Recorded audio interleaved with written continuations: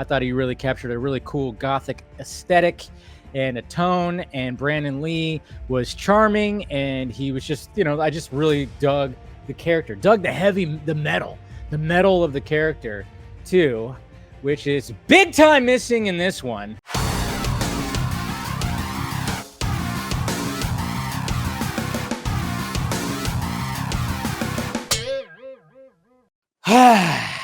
The Crow. Might need another one. All right.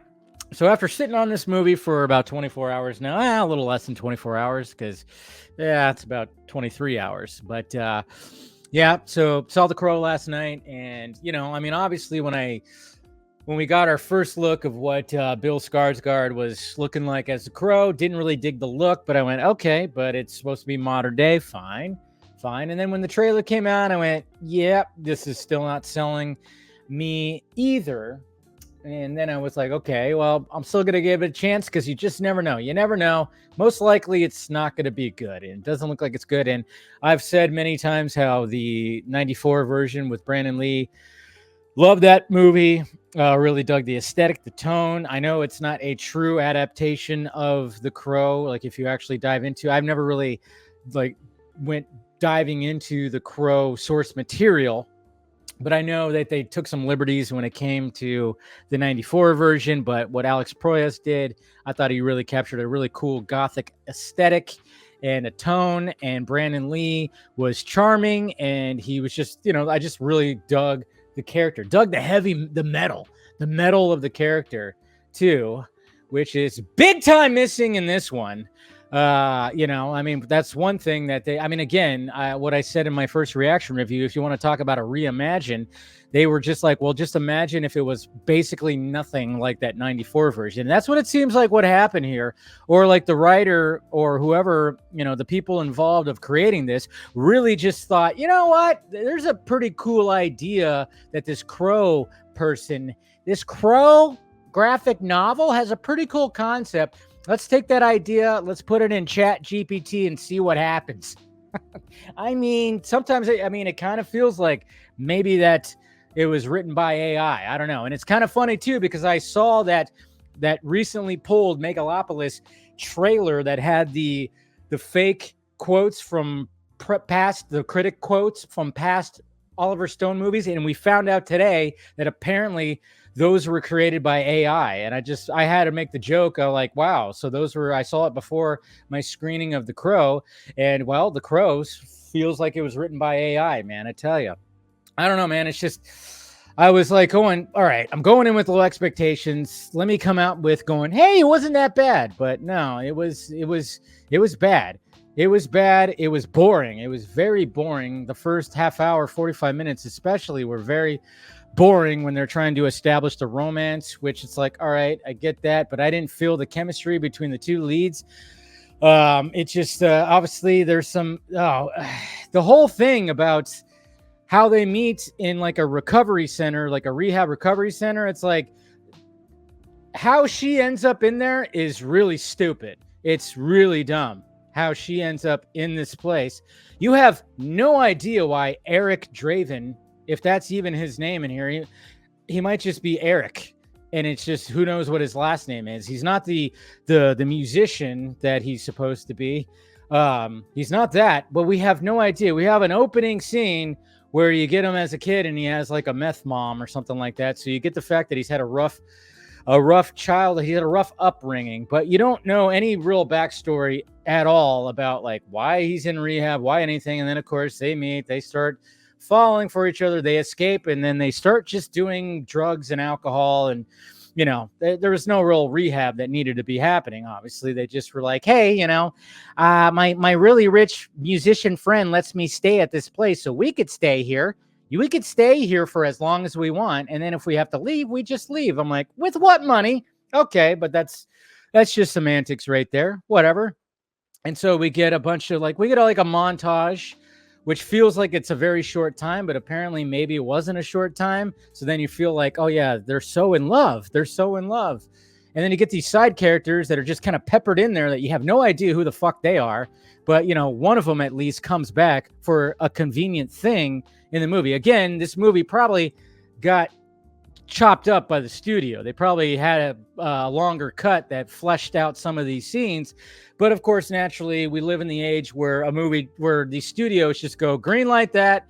What? It's too long. Cut it down. And now these scenes don't make sense. So now the pacing really sucks because there is a lot of pacing issues where I'm going, how the fuck did he get there? All right, so he's there now, and then okay, I don't know. It's pretty terrible. And when you watch the original Crow movie, it's just like, okay, it starts off dead. He comes back. It's gothic. It's crazy. And within like 15 minutes, he's already putting on the Crow makeup and he's seeking revenge. Yeah, we're like already like an hour. It takes a long time for him to finally get into the Crow stuff, which, okay, cool. You're going to build up the origin story, but the origin story is not that great when the character, you just don't feel anything for him. He just doesn't, you don't know his backstory. You can't relate to him. He just kind of feels very emo and just kind of sometimes. Unlike, when it came to the Brandon Lee version, he was like, there's a little charm with him. You knew what he was going out for. You knew the fact that it's like, okay, I want to help people as well. This Eric Draven, if that's even his last name, doesn't care about anything else but that. I mean, like the original Crow version, it was like, hey, I'm only out for these guys and I do want to help. And there's these other side characters that he kind of knows. There's, Ernie Hudson, the cop, there's a girl, and it's just like a whole thing. This version, definitely not that. He doesn't give a shit about anybody else. So then of course we get a bunch of weird scenes. They even try to do this attempt to make him funny for one scene, and it's so bad. It's so bad. I went, wow, was that the attempt to actually inject humor into this? That was a nice attempt, but it was really bad. And again, when it came to Danny Houston as the villain, he's a great villain presence. He's he's been around. Anytime he shows up, he usually, he'll work with what he works with, but I really don't understand what the purpose of the villain was actually supposed to do. I mean, the whole thing is he just wants to get this cell phone video that Shelley has. That's all he wants. He wants the cell phone video. He wants to make sure that that's deleted. That's his whole thing in this movie. It's like cell phone video. Get the cell phone video. I'm like, that's it? That's what we're doing here. That's just cell phone video. Okay. And you whisper things into people's ears to cause them to do weird shit. Okay. That's cool. That's fine. And then like the only like good parts I would say that happen in this movie is like when he decides to finally get into the final act, he gets into the full on crow like makeup and everything, and he starts effing dudes up with a sword, and he starts really taking in like, okay, I could do this. So it all takes place at an opera house, which was weird. And I'm like, all right, some cool kills, some cool little like moments when it came to that. That's about it. Other than that, there's like other people involved that he has to kill too. No idea why he needs to kill them. I just know that there is like some kind of secret thing that's happening that's led by Danny Houston. And I don't exactly know what their whole goal in the story actually is, but to end up getting, I guess, killed by the Crow. And then, of course, there's like this middle thing where between, dying and stuff, there's like this middle place that looks like an abandoned like train station type of warehouse thing. And there's water everywhere and there's crows everywhere. And then there's this dude that has almost as bad ADR as Ezekiel in Madam Web. Sometimes it's like, oh, wow, that ADR is really sticking out right there. That's not good. And I'm like, who the fuck is this character? Okay. Again, there's a lot of I think ideas in here that got chopped up and got removed that maybe could have been cool, and the studio just kind of fucked it up again. And then the way that the movie ends, I was going, wow, that's stupid. That's stupid. I don't like how that ends. I guess I don't know what you guys are you setting up something, or is that it's just a one and done? This is gonna not go anywhere. I don't know what's going on. Credits roll. All right. That's what happened. Cool. Then you just walk out and go, Jesus Christ. Yeah, that's about it. That's about all I got right there. It's almost as bad as Madam Web. Morbius is better. There's your hot take right there. Morbius is better than The Crow.